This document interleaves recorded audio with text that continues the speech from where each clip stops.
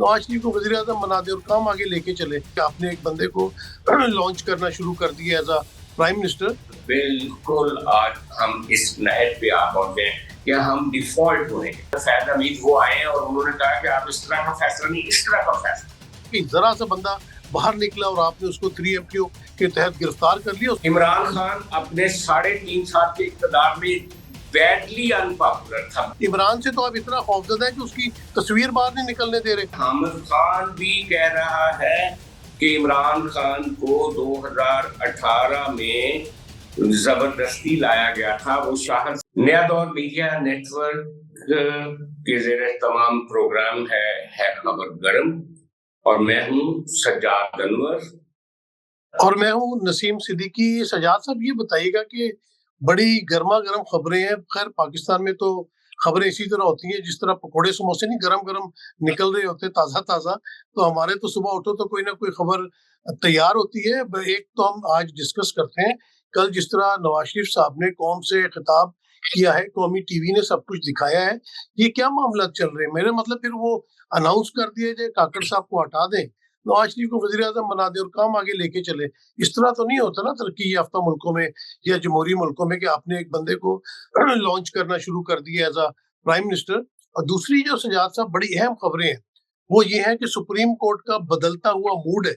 हमने देखा कि वो किस तरह शौकत सिद्दीकी केस में जो है वो कल क्या बातें हो रही थी। कल तो बाजवा साहब को भी नोटिस देने की बात हो रही थी, फैज हमीद को भी हो रही थी, शायद उसके बाद उसमें इमरान खान को भी बुलाया जाता। लेकिन आज हमने बड़ी डेवलपमेंट देखी कि बाजवा साहब को जो है वो थोड़ा सा रिलीफ दे दिया गया है।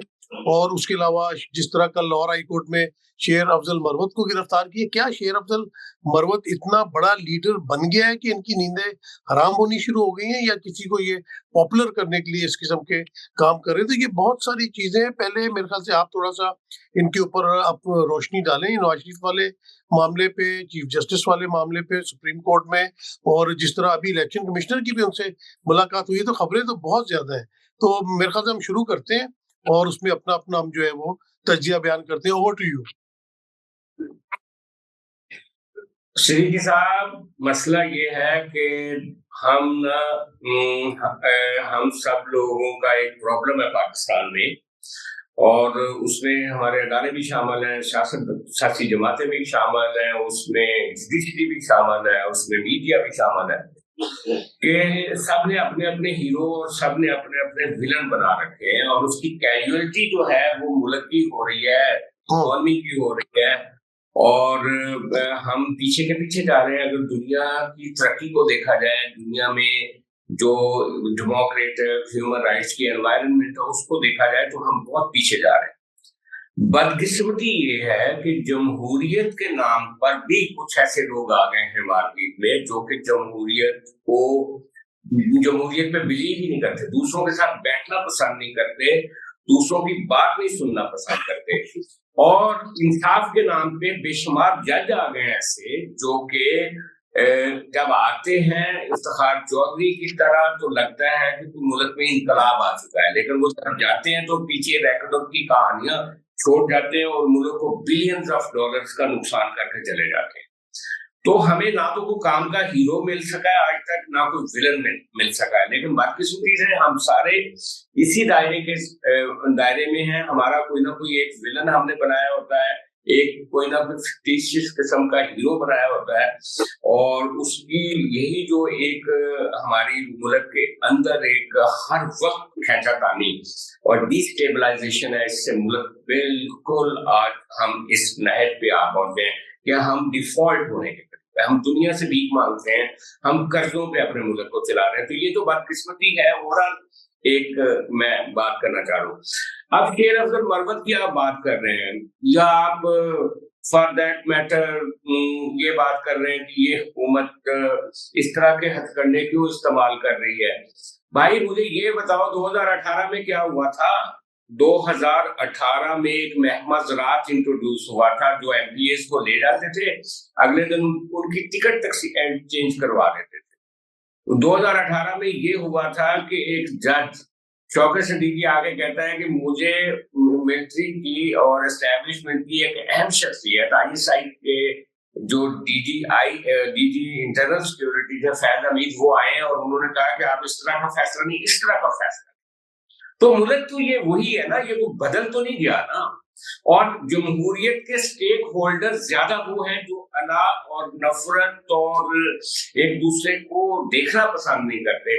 बदकिस्मती ये है सुजात साहब, बात और लंबी हो आज जाएगी। सुजात साहब, बात लंबी हो जाएगी, मुझे मौका दे जरा। भी आपने बड़ी अच्छी बातें कर दी। बात ये है कि two wrongs can not make one right. अगर 2018 में कोई गलत काम हुआ था तो उसका ये मकसद तो नहीं है कि अब 2024 में भी वही रिपीट होना चाहिए। शायद 2018 में इस किस्म के हालात नहीं थे, वहां पे फिर भी मुस्लिम लीग नून के लोगों को, वोटर्स को, लीडर हजरात को जलसे जुलूस करने की इजाजत थी। गो के उनके जो लीडर हैं नवाज शरीफ, मरियम नवाज, उनके ऊपर पाबंदी थी, वो जेल में थे, लेकिन फिर भी ये वाला माहौल नहीं था कि जरा सा बंदा बाहर निकला और आपने उसको 3 MPO के तहत गिरफ्तार कर लिया। उस वक्त कोई 3 MPO का इस्तेमाल इस बेदर्दी के साथ नहीं हो रहा था। और मेरे ख्याल से यही वजह है कि निगरान हुकूमतें जो है उन्होंने एक पार्टी की साइड ली हुई है, जिसकी वजह से लाहौर हाईकोर्ट ने फैसला किया है कि यही कमिश्नर, डिप्टी कमिश्नर जो इस वक्त 3 MPOs जारी कर रहे हैं, अगर इनको ROs या DROs लगा दिया जाएगा तो उसमें शफाफियत कहाँ से आएगी। दूसरी बात ये थी कि जिस तरह नवाज शरीफ साहब से तकरीरें करवाई जा रही हैं, वो तकरीर करके अपना रोना सिर्फ रो रहे हैं जी कि मेरे साथ ये हुआ, मेरी फैमिली के साथ ये हुआ, जबकि उनकी फैमिली ने भी माशाल्लाह रोटी उन्होंने घर दी पूरी है। वो खुद लंदन चले गए, बड़ा बेहतरीन वक्त उन्होंने वहां पे गुजारा। पीछे ये जो उनके भाई की 16 महीने की गवर्नमेंट थी, इसके वो जवाब देंगे। अवाम तो उनसे सवाल करती है कि भाई साहब ने उनके साथ क्या अशर किया। बिजली के बिल आए, लोगों ने अपने घरों के जेवरात बेचे, औरतों ने, लोगों ने अपने मोटरसाइकिलें बेची है बिल अदा करने के लिए। जिस तरह महंगाई को उन्होंने उरूज पे पहुंचाया, तो अवाम तो उस बात का जवाब उनसे मांगती है। वो अपना रोना रोते हैं जी कि मुझे निकाल दिया, मेरे साथ ये कर दिया, और आप बरी हो रहे हैं, सिर्फ आप डील की वजह से बरी हो रहे हैं। आपके केसेस अभी भी वहीं पे स्टैंड करते हैं। क्या आपने एवन फील्ड का हिसाब दे दिया कि उसके पैसे किधर से आए थे? क्या आपने अल अजीजिया का हिसाब दे दिया है कि उसमें पैसे की ट्रांजैक्शन किस तरह आई थी? जिस तरह केसेस 3-3 साल चले थे और आपको सजा हुई थी, आपकी बरियत तो 1-1, 2-2 जुम्बिशे कलम के साथ हो रही है और आवाम समझ रही है कि आपको फैसिलिटेट किया गया है। तो आप किधर से, मतलब आपको कहाँ से कोई मुश्किल वक्त गुजारना पड़ा? कुछ चंद एक टाइम आपने जेल में गुजारा, लीडर हजरात जेल में वक्त गुजारते हैं। नेल्सन मंडेला ने साल दहाइयां वो जेल के अंदर रहा है। तो आप किस बात का रोना रोते हैं? रोना तो अवाम रोती है जिसकी जिंदगी अजेरन हो गई है। जो हमारी नौजवान नस्ल है वो डिग्रियां हाथों में लेके जो है वो बेरोजगार फिर रही है। और आपके जितने जानने वाले हैं, आप लोग तो बंदों की तरह रेवड़ियां बांटते हैं अपनों अपनों में। अवाम अवाम अवाम अवाम की हम बात जब करते हैं तो मुझे ये बताएं कि उस वक्त जब 2000 आप कह रहे हैं ना कि 2018 से अब बेहतर होना चाहिए, 2 रॉन्ग्स मिलके एक ठीक नहीं बन सकते, तो मुझे ये बताएं 2013 का इलेक्शन, उसमें तालिबान को इस्तेमाल किया गया था पीपल्स पार्टी के लोगों पर अटैक करने के लिए और लोगों के और जलसे जुलूसों पर बम ब्लास्ट करने के लिए और ANP के लोगों को शहीद करने के लिए। सिर्फ 2 जमातें महफूज थी उस वक्त, एक मुस्लिम लीग नून और एक PTI, बाकी सब निशाने पे थे। और उस वक्त जो इफ्तिखार चौधरी की ऑनस्लॉट थी, उसका आपको याद होगा, 2018 में उनके मॉडल बदल गए, उन्होंने और तरह से मदाखलत की। आज 2023 में और तरह की मदाखलत हो रही है। एक तो ये बात है कि ये जो रॉन्ग्स होते हैं ना, ये रॉन्ग्स चलते रहते हैं और यही रॉन्ग्स ही इस मुल्क की बदकिस्मती है, पहली बात।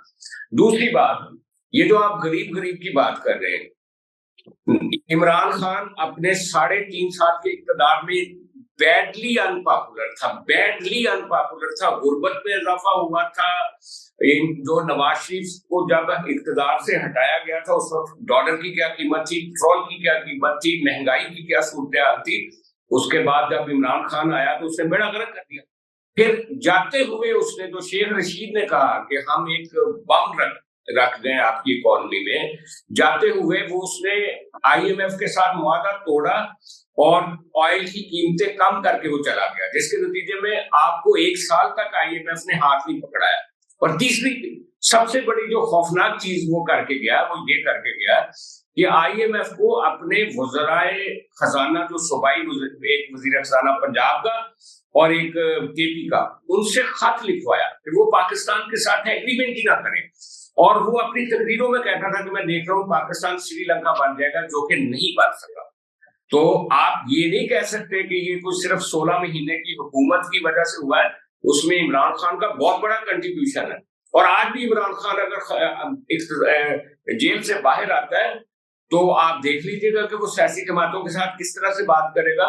اس میں تو ایک فاشسٹ لیڈر چھپا ہوا ہے عمران خان میں، اور یہ فاشزم اس نے بہت بڑی غلطی کر دی کہ فوج کے خلاف استعمال کیا اور 9 مئی کر دیا، جس کے نتیجے میں اس کو آج کے برے دن دیکھنے پڑ رہے ہیں۔ آپ تصویر کا آدھا حصہ مت دیکھیں، آپ پوری تصویر دیکھیں۔ سجاد صاحب ماشاءاللہ بڑی آپ نے اچھی باتیں کی ہیں، آپ کا جو گہری نظر ہے ساری سیاست پہ۔ یہ فاشسٹ لیڈر تو چلو 3 ساڑھے 3 سال آیا اس ملک میں، پھر ذرا ڈکٹیٹروں کی بھی ہم ذکر کر لیتے ہیں کہ انہوں نے کتنا اس ملک کو نقصان پہنچایا۔ پھر آپ 2018 کی بنسبت دیکھیں کہ ڈالر جو ہے وہ پھر مشرف کے دور میں بہت اچھا تھا۔ یہ جو دور گزرتا جاتا ہے چیزیں بڑھتی چلی جاتی ہیں۔ جس طرح پی ڈی ایم کی گورنمنٹ ایک سازش کے تحت لائی گئی تھی، گڑبڑ تو وہاں پہ تھی اس وقت، تو ڈالر 180 کا تھا، پٹرول 150 کا تھا۔ اور آپ نے کہا غربت کی بات اگر کرتے ہیں تو شاید آپ کا کبھی لنگر خانوں میں جانے کا اتفاق نہیں ہوا۔ میں جب لنگر خانوں میں کوئی پروگرام کرنے یا انٹرویوز کرنے جاتا تھا تو دیہڑی دار بڑا خوش ہوتا تھا کہ پہلے ہمیں جو 300 روپے دیہڑی لگتی تھی اس میں سے ہمارے آدھے پیسے کمرے میں لگ جاتے تھے رہنے میں اور آدھے کھانے میں۔ اب تو شکر الحمدللہ ہمیں رہنے کی بھی جگہ ملی اور کھانا بھی مفت ملتا ہے۔ جو دیہڑی ہم کماتے ہیں وہ ہماری پوری کی پوری سیونگ ہو جاتی ہے۔ اس کے علاوہ 12,000 روپے جو وہ اپنا ثانیہ نشتر والے پروگرام کے تحت غریب لوگوں کو دیے جا رہے تھے۔ زندگی پھر بھی بہتر تھی، انسان 2 وقت کی روٹی کھا لیتا تھا۔ مجھے یاد ہے کہ میں نے لاہور میں ایک فیصل آباد میں دوست سے بات کی کسی کو کام دلوانے کی، اس نے کہا یار بندے بھیجو، ہمارے پاس اتنا کام ہے کہ یہاں پہ ہمیں بندے کم پڑ رہے ہیں۔ آپ کی ریمیٹنسز ریکارڈ ریمیٹنسز تھی، اوورسیز کتنی ہیلپ کر رہے تھے، کتنے پیسے بھیج رہے تھے پاکستان کے لیے، انویسٹمنٹ لے کے آ رہے تھے۔ آپ کی ریکارڈ اس وقت جو ہے وہ ٹیکس کلیکشن ہو رہی تھی۔ جب معاملہ ٹھیک چل رہے تھے تو آپ نے سازش کے تحت حکومت ختم کر کے تو بہانے بنا لیے، جی عمران نے یہ کر دیا، عمران نے وہ کر دیا۔ عمران سے تو آپ اتنا خوفزدہ ہے کہ اس کی تصویر باہر نہیں نکلنے دے رہے۔ آپ نے پھر میڈیا پہ پابندی لگا دی ہے۔ آپ ٹی وی پہ اوپر آ کے تو پورا سپریم کورٹ بیٹھا ہوا ہے، شوکت عزیز صدیقی کا کیس کر رہا ہے، اور عمران خان کا جو کیس ہے اس کو رپورٹنگ سے آپ منع کر رہے ہیں کہ نہ ٹی وی پہ رپورٹ کرنا ہے، نہ اخبار میں رپورٹ کرنا ہے، نہ سوشل میڈیا پہ۔ تو یہ تو ڈکٹیٹرشپ سے بھی برے حالات اس وقت ہے۔ عمران کے دور میں کووڈ بھی آیا لیکن اس نے پھر بھی کس طرح ملک کی معیشت کو چلاتا رہا۔ تو یہ الزام تراشی کرنا تو آسان کام ہوتا ہے لیکن حقیقت مختلف ہوتی ہے۔ جی سجاد صاحب، کووڈ تو باجوہ صاحب کہتے ہیں کہ میں نے کووڈ کو ڈیل کیا تھا۔ انہوں نے جو وہ بنایا تھا ایک فورم کووڈ کے لیے، اس میں تو عمران خان راضی نہیں ہوتا تھا۔ عمران خان تو جو کووڈ کے لیے سارے ایس او پیز بنے تھے اس کا ہی مخالف تھا، وہ تو لاک ڈاؤن کے بھی خلاف تھا۔ اس بات کو آپ، یہ ایک لمبی بحث ہے۔ ہم آتے ہیں اس طرف کہ آج کیا مسئلہ پیش آ گیا کہ حامد خان بھی کہہ رہا ہے کہ عمران خان کو 2018 میں زبردستی لایا گیا تھا، وہ شاہد صدیقی کا وکیل بن کے آیا ہے، وہ فیض حمید کی اس وقت کی انٹرونشن کی کو ایکسپوز کر رہا ہے۔ وہ حامد خان جو کہ پی ٹی آئی کا ایک سٹرونگ مطلب ان کا لیڈر ہے، عمران خان کا دست راست ہے۔ آپ ذرا یہ تو دیکھیں ہسٹری کیسے ریپیٹ کر رہی ہے اپنے آپ کو۔ آج وہ سپریم کورٹ میں شاہد صدیقی کا کیس لڑ رہا ہے۔ سجاد صاحب آپ یہ دیکھیں، آپ نے بڑی اچھی بات کی لیکن مجھے یہاں پہ ایک حیرانی ہو رہی ہے کہ یہاں پہ شاہد صدیقی صاحب کے جو شوکت صدیقی صاحب کا کیس ہے وہ حامد خان صاحب لڑ رہے ہیں جو کہ پی ٹی آئی کے وکیل ہے۔ تو یہ نون لیگ کے وکیل کدھر گئے؟ یہ 3 سال اپنے بیانیے کے اندر بے شک نواز شریف تھا، بے شک مریم نواز تھی، وہ تو بڑا کوٹ کیا کرتے تھے۔ دیکھیں جی جسٹس شوکت صدیقی کو اس طرح فون آیا ہے فیض حمید کا، دیکھیں جی ان کو تو اس طرح منع کیا، انہوں نے کہا جی 2 سال کی محنت ضائع ہو جائے گی۔ اب جو ہے وہ شوکت صدیقی کے پیچھے کوئی بھی نہیں کھڑا ہو رہا، بلکہ جو حکومت سپورٹ اس وقت کر رہی ہے نواز شریف کو، نواز شریف کے معاملات کو، نواز شریف کے کیسز کو، وہ تو شوکت صدیقی کے خلاف آنے کے لیے تیار ہے۔ ڈپٹی اٹارنی جنرل ان کے خلاف بیانات دے رہے ہیں، کوئی نون لیگ کا وکیل ان کے ساتھ نہیں کھڑا، کوئی نواز شریف صاحب نے اپنی تقریر میں ان کا ذکر نہیں کیا۔ تو یہ کیا، جب فائدہ اٹھانا تھا تو آپ نے शौकत सिद्दीकी केस का बड़ा जिक्र किया, उससे बड़ा फायदा उठाया, लेकिन जब मौका हुआ तो ना आपका कोई वकील वहां पे नजर आ रहा है, ना आपके मुंह से कोई दो जुमले निकल रहे हैं, और जो प्रो आपकी हुकूमतें हैं, निगरान हुकूमतें, वो भी उस केस के खिलाफ है। तो ये अजीब मामला। और आखिरी बात ये रहेगी कि आप बाजवा साहब के खिलाफ भी बड़े बयान देते थे, नवाज शरीफ साहब, तो बाजवा साहब का नाम उन्होंने अपनी तकरीरों से निकाल दिया है, और इधर सुप्रीम कोर्ट ने उनका नाम बीच में से निकाल दिया है। तो ये क्या मामला चल रहे हैं, इस पर जरा रोशनी डालें, क्योंकि आप बहुत ज्यादा आपकी नजर है इन तमाम मामलात के ऊपर।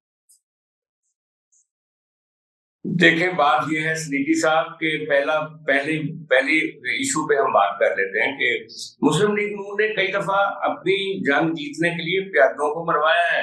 आपको याद होगा मुशातुल्लाह खान ने जब डॉन लीग में बयान दिया था तो उसको वजारत से हाथ धोने पड़े। जब परवेज रशीद ने डॉन लीग्स पे बात की तो वो मिनिस्ट्री की वजह से उनको मिनिस्ट्री से निकाल दिया गया और बाद में सेनेटर नहीं बन सके। आज मुशाहिद सिद्दीकी को उन्होंने अकेला छोड़ दिया, तो उन्होंने अपने प्यादे पहले भी कई मरवाए, लेकिन वो खुद कामयाब हो गए। अब मियाँ साहब के लिए रेड कारपेट बिछ गया, ये एक अलग बात है। लेकिन यार ये भी तो एक बहुत बड़ा कंट्रडिक्शन है ना कि इमरान खान का वो सिपाही जो इमरान खान के मुकदमे लड़ने के लिए तैयार रहता था, आज वो इमरान खान के चेहरे पे दाग लगा रहा है कि वो 18 का इलेक्शन जो था वो फैज हमीद की वजह से इमरान खान जीते थे और जजों से गलत फैसले करवाए गए। आप ये नुकता भी तो देखें ना, शायद अपना नसीम सिद्दीकी साहब।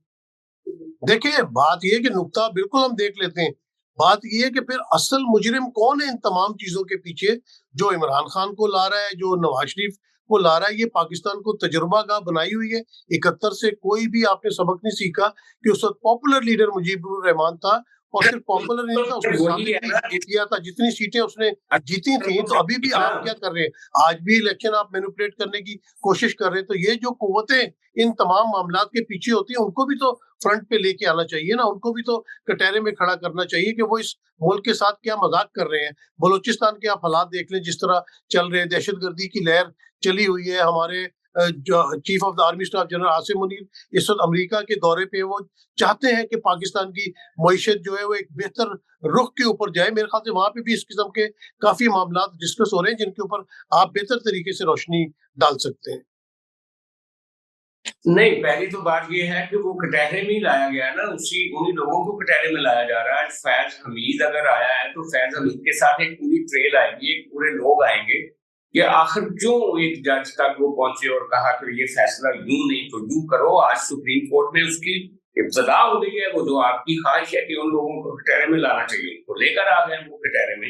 पहला सवाल तो आपने ये किया कि उनको सामने लाना चाहिए, लेकिन भाई ये बंदा फैज हमीद वही है नसीम भाई जिसको इमरान खान साहब आर्मी चीफ बनाना चाह रहे थे, जिसके कहने पे उन्होंने आसिम मुनीर की तैनाती को रोकने के लिए लॉन्ग मार्च किया, जिसके मशवरे पर इमरान खान साहब ने कहा था कि आप मेरी हुकूमत बचाओ, मैं आपको आर्मी चीफ बनाऊंगा और हम 2020 तक जाएंगे। एमक्यूएम गवाही देती है, बाप पार्टी गवाही देती है कि हम इमरान खान को वोट डालने, बजट स्पीच में, बजट सेशन में वोट डालने के लिए नहीं जाते थे, हमें मिलिट्री लेकर आती थी। आज इमरान खान ये कहता है कि ये काम सारा मेरा तो काम उन्होंने संभाला हुआ था मिलिट्री ने। तो आपको क्या शिकवा है जब आप उनके साथ मिलकर इक़्तिदार करते थे और जब उन्होंने आपको नीचे फेंक दिया तो आपने अपने बंदे DHQ भेज दिए, लाहौर कोर कमांडर हाउस भेज दिए, और फिर आपने क्या किया? अभी आप ये जो जिस अदालती कार्रवाई की बात कर रहे हैं, जिसको खुफिया रखा जा रहा है, उसकी बुनियादी वजह ये है कि प्रोसीडिंग में गैर मुल्की सफारतकारों के नाम आने थे। उसकी प्रोसीडिंग में बाज ऐसी चीजें ज़ेरे बहस आनी थी जो कि मीडिया में अगर वो सारी नशर हों तो पाकिस्तान के दुनिया के साथ ताल्लुकात खराब होते हैं। और ये जो साइफर के साथ मजाक किया था इमरान खान ने कि एक ऐसा सीक्रेट डॉक्यूमेंट जो एक गवर्नमेंट का दूसरी गवर्नमेंट के, जो एक अपने एम्बेसडर ने आपको खत लिखा, आपने उसको डिकोड किया और लोगों को बता दिया। सजाद साहब यहाँ पे रुकिए जरा, सजाद साहब यहाँ पे प्लीज एक मिनट रुकिएगा। ये कौन सा खुफिया डॉक्यूमेंट है जो पूरी दुनिया को पता है? साइफर सिर्फ मैसेज आता है, आपके मुल्क में मुदाखलत हो रही है, आपके मुल्क के खिलाफ साजिश हो रही है, आपके मुल्क के मुंतखब वजीर आजम को हटाने की बात हो रही है, जिसकी तायद आपकी कौमी सलामती कमेटी करती है। फिर एम्बेसडर को अपना जो है वो डिमार्च भी किया जाता है। तो आपके मुल्क के खिलाफ जो है साजिश हो रही है, आपके मुल्क में मुदाखलत हो रही है, और आप इसको खुफिया बात करें, ये कहाँ से खुफिया रहेगी? इमरान खान ने कौन से एटम बम का फार्मूला कोई रिलीज कर दिया, उसने कौन सी मिसाइल टेक्नोलॉजी कोई लोगों को बता दी है? ये कौन सा सीक्रेट है कि आपके मुल्क के खिलाफ साजिश हो रही है? इसी तरह आपके मुल्क के खिलाफ साजिश हुई है, दरअंदाजी हुई है, बालाकोट में इंडिया ने की है, तो आप तो बताते हैं अवाम को, वो भी तो खुफिया बात ही होती है ना, लेकिन आप अवाम को बताते हैं। तो ये कौन सी खुफिया बात है जी कि साइफर उन्होंने कर दिए, cipher D code Imran Khan ने किया। इमरान खान इतना ट्रेंड नहीं है कि वो साइफर को डी कोड कर सके। डी कोड करती है वजारत खारजा, असजद मजीद साहब ने डी कोड किया है, और उस बात को इनके इल्म में लाया गया, और जब इल्म में लाया गया कि मुंतखब वजीर आजम के खिलाफ साजिश हो रही है, तो उसको अवाम को नहीं बताएंगे और क्या किसको बताएंगे? क्योंकि अवाम का मुंतखब वजीर आजम है, तो अपना हर मामला लेके वो अवाम के पास जाएगा। इसमें और जिन साहब ने ये बात की थी उनका नाम सारी दुनिया को पता है, इसमें कौन सी खुफिया बात है? एक तरफ आप 40 साल पुराना भुट्टो साहब का केस जो है वो लेके बैठे हुए हैं ओपन, और दूसरी तरफ आप मौजूदा वजीर आजम का फिर सीक्रेट ट्रायल कर रहे हैं। ये कहाँ से इंसाफ वाली बात है? और ये नसीम सिद्दीकी साहब सारी दुनिया के सफारतकार अपने मुल्कों को साइफर भेजते हैं मुख्तलिफ तरह के। अगर वो साइफर सारे मार्केट में आ जाए तो एक नई जंगें लग जाएं। सिद्दीकी साहब बहुत शुक्रिया, आज बड़ी हीटेड गुफ्तगू हुई। कल फिर हम मुख्तलिफ मौज़ूआत पर बात करेंगे, आप कल भी हमारे साथ होंगे। बहुत शुक्रिया, खुदा हाफिज।